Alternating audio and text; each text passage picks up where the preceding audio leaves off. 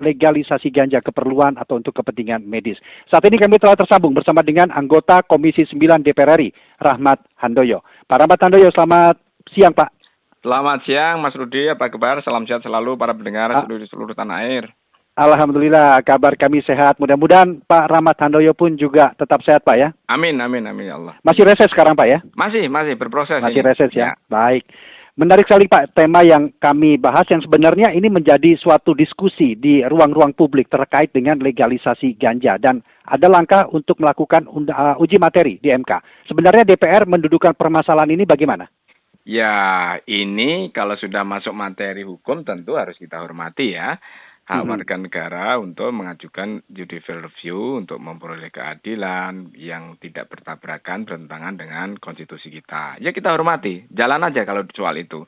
Kan hakim juga punya pertimbangan tersendiri ya, tidak bisa diintervensi siapapun itu. Nah kaitannya dengan materi, saya memang selaku wakil masyarakat juga tentu harus berpikir realistis ya. Ya realistis pertama begini, bahwa narkotika apapun jenisnya ya itu jelas membuat generasi kita menjadi generasi yang banyak memakan korban ya. Bahkan untuk berbagai berita informasi rilisnya ada per hari itu bisa 50 orang yang meninggal karena narkotika. Bahkan 26.000 dalam 1 tahun itu orang ditangkap. Nah, proses penyalahgunaan itu yang harus kita perangi begitu ya. Termasuk di dalamnya adalah dari sisi ganja nih ya, kalau ganja kan jelas sudah dilarang gitu ya. Kemudian kalau ada warga negara untuk mengajukan judicial review, monggo aja silahkan. Tentu pasti ada pertimbangan, pasti ada alasan mengapa mereka mengajukan ini. Namun demikian, untuk isu ini memang sensitif ya, itu tidak hanya di kita tapi seluruh dunia. Ada beberapa negara sudah melegalkan, bahkan termasuk otoritas PBB dari kaitannya dengan Komisi Narkotika pun sudah membuat ganja menjadi barang obat yang tidak berbahaya. Namun harus diingat bahwa kita dan beberapa negara masih terus menyampaikan bahwa amanah rakyat ganja ini menjadi barang yang sangat berbahaya dan bisa merusak bila penyalahgunaannya masif gitu ya. Nah ini harus kita perhatikan bersama. Kita hak warga negara kita, hak negara kita untuk melindungi para generasi muda dalam rangka untuk menjadi penerus bangsa. Ya kita harus melindungi karena sudah begitu banyak korban. Nah kaitannya dengan itu saya kira ini menjadi ya tidak apa-apa sebagai bahan diskusi, bahan dialektika. Namun demikian hak bangsa kita untuk melindungi generasi dari ancaman ganja maupun sejenisnya terhadap kelangsungan hidup bangsa kita ini. Saya kira itu kalau posisi saya begitu. Baik Pak Rahmat, kita juga sudah tersambung bersama dengan narasumber lainnya. Ada Ibu Iftitah Sari, peneliti dari Institute for Criminal Justice Reform atau ICJR. Selamat siang Ibu Iftitah. Ibu Tita. Ya, selamat siang. Kami juga sedang berbincang bersama dengan anggota Komisi 9 DPR RI, Bapak Rahmat Handoyo, di saluran telepon satu lagi. Iya. Salam sehat Ibu Tita. Ya, selamat sehat Pak. Baik.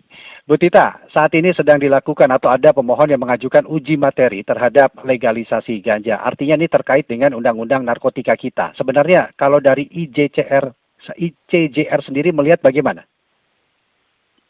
Ya, sebetulnya kan rencana untuk judicial review atau uji material dari undang narkotika ini kan kami berangkat dari adanya pelarangan itu ya untuk kepentingan kesehatan gitu. Sedangkan kita tahu di undang narkotika itu sebenarnya tujuan utamanya di pasal 4-nya disebutkan bahwa narkotika itu harus tersedia untuk kepentingan kesehatan, untuk kepentingan pengobatan begitu. Nah, ketika ada pasal pelarangan penggunaannya untuk kesehatan, termasuk untuk golongan tertentu ya, ini golongan narkotika golongan 1, nah itu menjadi bertentangan dengan sebenarnya tujuan dari dibentuknya undang-undang narkotika itu sendiri, yaitu menjamin ketersediaannya untuk pelayanan kesehatan. Jadi berangkatnya sebetulnya dari situ sih. Ya. Kalau dari Anda sendiri melihat dengan upaya adanya uji materi ini seperti apa menyikapi atau melihat apakah ada peluang untuk bisa memasukkan ganja sebagai barang yang memang dilegalkan untuk kepentingan medis? Seperti apa? Ya, kalau kami melihatnya sebetulnya nggak hanya untuk 1 atau 2 jenis narkotika ya, nggak hanya cuma ganja gitu. Kami melihat ini sebagai secara keseluruhan gitu ya, bahwa memang di konvensi internasional sendiri yang menjadi rujukan pembuatan atau penggolongan narkotika itu sama sekali tidak ada pelarangan untuk jenis-jenis tertentu gitu. Jadi harusnya memang dibuka untuk semuanya gitu, nggak hanya untuk ganja dan jenis-jenis lainnya ya, tapi untuk seluruh narkotika gitu. Nah, di undang-undang kita kan ada pembatasan yang strict kepada narkotika golongan 1 ya. Nah, perlakuan yang ini yang menjadi targetnya sebetulnya. Jadi untuk keseluruhan narkotika golongan 1 dan salah satunya misalnya ganja. Ya, saya ingin ke Pak Rahmat Handoyo. Pak Rahmat, tadi kan juga Anda sebutkan bahwa beberapa negara lain pun juga sudah melegalkan ganja untuk kepentingan medis. Kenapa hal itu tidak bisa dilakukan di Indonesia? Ya itu kan amanah rakyat, amanah undang-undang ya. Tetapi apapun kita juga harus membuka dialektika. Tetapi sekali lagi saya tegaskan bahwa posisi kita ini dalam rangka untuk melindungi. Apalagi ketika sudah ditutup begitu saja, masih begitu banyak penyalahgunaan narkotika, apalagi dengan adanya opsi untuk dibuka tidak hanya sebatas ganja. Kalau kemudian adanya dibuka tanda petik ya, dibuka diizinkan untuk itu, proses penyalahgunaan juga semakin akan masif. Sedangkan penyalahgunaan narkotika itu sudah begitu bahayanya, alam begitu bahaya ya. Kalau dari sisi kesehatan, prinsip saya begini, selagi di luar ganja masih bisa atau narkotika masih bisa digunakan alat obat atau yang lain, kenapa harus kita berpikir ke arah situ? Kalau menurut saya begitu. Apapun alasannya, kalau dari sisi medis oke lah, itu bisa menjadi bahan diskusi. Tetapi kalau toh terpaksa memang obat-obat yang lain di luar narkotika sudah tidak bisa digunakan, kemudian harus menggunakan narkotika, bisa jadi bahan diskusi untuk dijadikan satu bahan keilmuan kita untuk bagaimana untuk menguji itu. Tetapi selama di berbagai negara seperti Thailand, saya buka ya, itu bisa digunakan asal tidak selain obat di luar narkotika sudah tidak mempan lagi gitu ya. Itu bolehlah jadi bahan diskusi. Tetapi kalau menurut saya ditutup saja sudah begitu banyak penyalahgunaan, apalagi dengan adanya lampu kuning gitu ya. Artinya Komisi 9 apakah sudah satu suara seperti apa yang Anda sampaikan ini, Pak Rahmat? Kalau itu kan sudah menjadi bahasa undang-undang, sudah tidak ada pembahasan lagi. Sudah selesai kalau Tapi soal kan itu. uji materi kan nanti juga terkait dengan undang-undang narkotika. Seandainya ada peluang itu, bagaimana kesiapan kita untuk begini, bisa? saya tidak mau berandai-andai ya. Kita akan tetap menunggu hasil dari judicial review itu. Apapun judicial review itu kan tidak bisa diterus siapapun. Nah, begitu pasca itu baru kita akan bersikap gitu ya. Baik. Tetapi paling tidak hak saya, hak seluruh warga negara untuk melindungi warga negara dari penyalahgunaan narkotika. Tetapi ketika nanti sudah menjadi hukum ketetapan tetap dari MK, ya kita nanti akan bersikap bagaimana untuk irisannya seperti aturan-aturan di bawahnya nanti kita juga harus diperketat gitu loh. Nah, kalau saat ini saya belum bisa berkomentar karena itu sudah masuk materi hukum. Materi hukumnya silakan hakim yang akan memutuskan. Tentu hakim akan sangat bijak ya mendapatkan informasi dari yang pro dan kontra. Hakimlah yang menentukan. Tetapi sebagai parlemen pasti kita akan mengawal, menjaga dari kemungkinan-kemungkinan ketika terjadi penyalahgunaan harus kita hindari sedini mungkin. Dan bagaimanapun caranya, kita akan berikat setelah dari MK akan mengambil keputusan begitu, Bung. Baik, saya ke Bu Tita. Bu Tita, kalau dari ICJR sendiri, bagaimana peluang ataupun kesiapan pemerintah tentunya seandainya memang tuntutan atau permintaan uji materi ini dan legalisasi ganja untuk kepentingan medis? Bagaimana? Ya, sebetulnya kita nggak akan berhenti sampai di putusan MK ini ya. Pasti setelah ada MK, tentu pemerintah harus ada riset, harus ada penggodokan lebih lanjut begitu, bagaimana membuat sistem monitoring dan sistem akses pemberian obatnya, izin dan lain sebagainya, yang itu memang harus melalui proses gitu. Jadi memang nggak semata-mata setelah misalnya dikabulkan begitu ya JR-nya, lalu akan terbuka lebar pasar-pasar dan lain sebagainya, itu di pikiran kami nggak seperti itu gitu. Jadi memang setelah adanya sikap misalnya dari MK bahwa oh iya memang diakui bahwa adanya pelarangan itu adalah sebuah pembatasan terhadap haknya warga negara, maka pemerintah dalam hal ini yang punya tanggung jawab untuk membangun sistem, yang bertanggung jawab untuk menyediakan akses kepada pelayanan kesehatan, harus membuat bagaimana mekanisme itu bisa digunakan atau dipakai oleh warga negara begitu. Dan di sisi lain harus juga ada proses monitoring dan juga pencegahan dari penyalahgunaan gitu. Kalau misalnya kita kemarin dari Thailand ya, sistem Thailand ya, kemarin ahli kami juga menyampaikan begitu di persidangan bahwa mereka punya sebuah sistem yang itu selain bisa mengetrack penggunaan penggunaannya kepada siapa saja, kemudian masing-masing pasien itu bisa dimonitor bagaimana efektivitasnya, keamanannya dan sebagainya. Itu ada sistem yang mereka bangun bisa seperti itu. Dan di sisi lain untuk pencegahannya mereka juga punya sistem misalnya kode barang begitu ya, dan bisa di tracking misalnya penggunaan supply dan juga produksinya seperti apa. Jadi memang benar-benar terbentuk sistemnya. Nah itu yang nantinya akan menjadi PR untuk pembuatan sistemnya Tapi Bu setelah Tita, mohon nanti maaf saya adanya potong. MK ini. Ya, tapi tadi seperti dikatakan Pak Rahmat, sudah ada undang-undangnya, sudah ada ininya, itu aja masih disalahgunakan secara masif di masyarakat. Bahkan tingkat pengguna narkoba pun juga dikatakan cukup memprihatinkan di kita. Apalagi jika ada tuntutan hal ini akan digunakan atau dilegalisasi untuk kepentingan medis. Masuk akal nggak sih kalau itu diterapkan di Indonesia?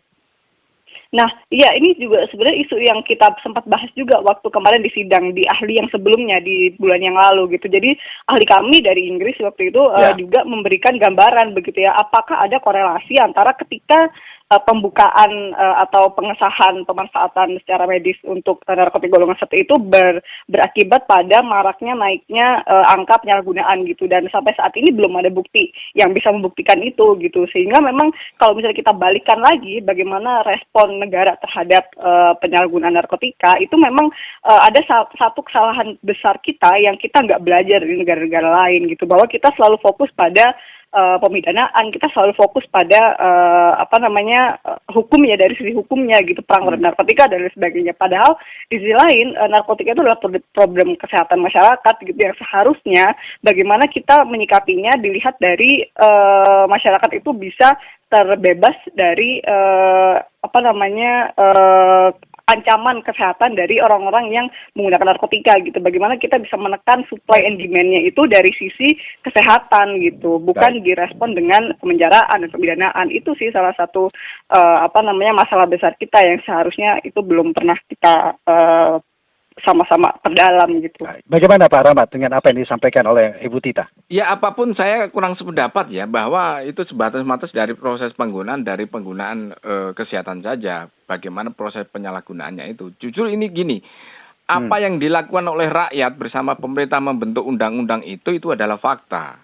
Bahwa kita sudah begitu banyak korban berjatuhan. Ya punishment sekarang ini yang paling saat ini adalah pidana. Meskipun kita sadari bahwa pidana tidak membuat menjadi efek jerah kepada kita.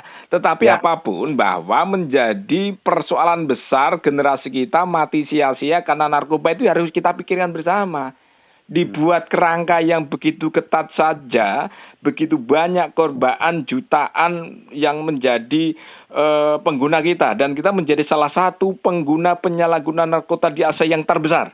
Itu harus kita pahami dulu. Apakah itu dalam artinya tidak mungkin ada celah jika hal ini digunakan untuk kepentingan apapun? Ya, artinya kalau memang pemerintah didesak, kita harus berbuka lah. Kita gunakan dialektika untuk kesehatan, boleh kita jadi bahan dialektika. Tetapi jadi landasan pertimbangannya atau pemikirannya adalah menyelamatkan kondisi masyarakat dengan bahaya narkotika itu sendiri. Selama obat itu di luar narkotika masih bisa dipakai, kenapa harus kita paksakan untuk di luar obat narkotika? Sedangkan korban perguguran jutaan rakyat kita menyalahgunaan. Kecuali kalau sudah tidak ada obat di luar narkotika, bolehlah. Tetapi saat ini narkotika menjadi ancaman yang sangat nyata, yang sangat berbahaya dan membunuh begitu puluhan ribu rakyat kita. Ini harus kita tekankan. Dan kalau saat ini saja sudah diginikan, sudah proses penyalahgunaan, gimana kalau sudah ada rambu-rambunya. Tetapi saya tetap akan menghormati, kita semua akan menghormati apapun keputusan MK, baru nanti kita akan bersikap. Bagaimana penggunaannya, bagaimana peredarannya, maka saya tidak akan berandai-andai selama keputusan itu belum diambil keputusan. Tetapi faktanya bahwa rakyat kita begitu jutaan korban terhadap penyalahgunaan narkotika, itu fakta. Dan kita saat ini menjadi pengguna terbesar, salah satu terbesar di Asia. Itu yang jadi yang harus kita buka gitu. Ya, baik. Bu Tita, sebenarnya apakah ada informasi ataupun juga ahli yang menyampaikan sebenarnya tipe medis apa sehingga tidak ada pengganti selain obat yang saat ini beredar ataupun obat yang digunakan, kemudian harus mengharuskan adanya bahan narkotika seperti ganja untuk bisa digunakan dalam medis? Gini sih, Mas, kalau kita ngomongin pelayanan kesehatan ya, itu bukan semata-mata soal sembuh atau enggak gitu, tapi ada soal bagaimana kita bisa meningkatkan kualitas kesehatannya orang, warga negara gitu ya, supaya dia bisa lebih baik dari sebelumnya gitu ya, yang kita tahu misalnya waktu itu ada kasusnya Fidelis gitu ya, istrinya sakit sirinomelia waktu itu, kemudian dia nggak bisa bangun dari kasur, kemudian dia akhirnya pengobatan juga sudah dilalui tapi mentok begitu ya. Nah akhirnya suaminya si Fidelis akhirnya riset dan dia coba memberikan ekstra ganja kepada istrinya, dan akhirnya ada perkembangan positifnya, dia bisa duduk, dia bisa ngobrol sama anaknya lagi, meskipun di sisi lain meskipun itu nggak berarti dia 100% sembuh gitu, tapi ada efek dia bisa meningkatkan kualitas kesehatan orang itu gitu. Jadi lebih ke situ sih sifatnya. Jadi ketika kita melihat kerangka pelayanan kesehatan itu nggak cuma semata-mata soal sembuh atau nggak sembuh gitu, tapi ada masalah peningkatan kualitas, dan itu yang banyak disasar dari obat-obatan yang seperti ganja ini ya. Baik. Karena dia memang efeknya kan paliatif, lebih ke situ sih. Baik Bu Tita, ini kan saat ini masih dalam proses hukum, tentunya tidak ingin mendahului ataupun tidak ingin juga mengandai-andaikan seperti apa nanti hasilnya, tapi terakhir yang bisa Anda sampaikan dalam dialog kita apa tentang hal ini? Ya, saya mungkin agak menarik ya perdebatan soal bahwa kita sudah seketat ini mengontrol narkotika, tapi di praktek ternyata masih banyak penyalahgunaan dan juga klaim-klaim yang tadi ya, orang-orang meninggal dengan overdosis dan sebagainya. Nah, yang ingin juga saya highlight sebetulnya yang mungkin banyak tidak diketahui banyak orang begitu ya. Ini dari studi ya, dari riset. Jadi buktinya ilmiah ada bisa dipertanggungjawabkan, dan ini disampaikan kemarin oleh ahli kami pertama waktu sidang pertama pemeriksaan ahli kemarin di MK, bahwa ketika negara ya kita membandingkan respon negara yang melakukan pengetatan dengan pemidanaan dan extrajudicial killing misalnya seperti di Filipina begitu, itu sama dengan negara nggak melakukan apa-apa gitu. Baik. Jadi kalau kita lihat spektrumnya lebih ke situ sih. Jadi yang harus ada balancingnya, gimana di sisi lain dari segi penegakan hukum kita jalan misalnya untuk menekan peredaran gelapnya, tapi bukan untuk penyalahgunanya. Tapi di sisi lain untuk kesediaan pelayanan kesehatan itu juga harus disediakan. Jadi alasan Anda adalah lebih kepada mempertimbangkan peningkatan pelayanan kesehatan dari segala sisi. Baik, kalau saya dari Pak Rahmat Tandoyo sebagai penutup Anda, apa yang perlu Anda highlight dengan adanya diskusi yang seolah-olah tidak berujung sampai kapanpun ini akan menjadi diskusi di ruang publik? Silakan Pak Rahmat. Kita tidak menutup bahwa hasil penelitian terhadap beberapa produk narkotika itu ada manfaatnya untuk kesehatan. Iya, itu memang dari hasil penelitian. Dan penelitian itu adalah ilmu. Ilmu itu akan terus berkembang dimanapun. Namun demikian sebagai bangsa, sebagai rakyat, kita juga harus menimang-nimang bagaimana besarnya antara efek manfaat dengan daya rusaknya dan daya matinya terhadap suatu generasi bangsa itu. Itu harus kita menjadi parameter juga. Kalau kita hanya sebatas menggunakan dari asas manfaat sedikit, tanda petik ya, tetapi kita melupakan daya dahsyatnya yang begitu merusak generasi muda kita dan bisa mengancam generasi muda itu, ya harus kita menjadi parameter utama. Kalau toh pada akhirnya nanti ada keputusan yang sebagian diterima, saya kira kita juga harus terus bersatu memerangi penyalahgunaan narkotika, apapun itu bentuknya.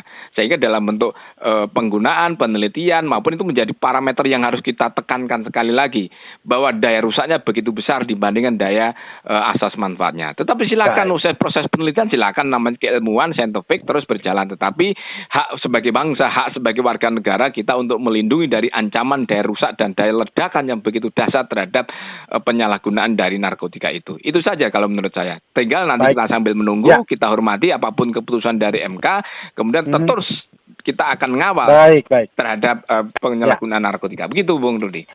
Terima kasih Pak Rahmat Tandoyo untuk apa yang sudah disajikan atau disampaikan pada kesempatan dialog kita, dan juga Ibu Iftitah Sari atau Bu Tita, terima kasih juga sudah bersedia berdialog bersama kami di Pro 3 RRI pada kesempatan siang hari ini. Kita sama-sama menanti saja nanti bagaimana proses hukum dan juga hasil dari Mahkamah Konstitusi dalam uji materi ini. Selamat siang Pak Rahmat Tandoyo, selamat siang Bu Tita. Assalamualaikum Mbak Tita. Selamat siang, terima kasih. Waalaikumsalam warahmatullahi wabarakatuh.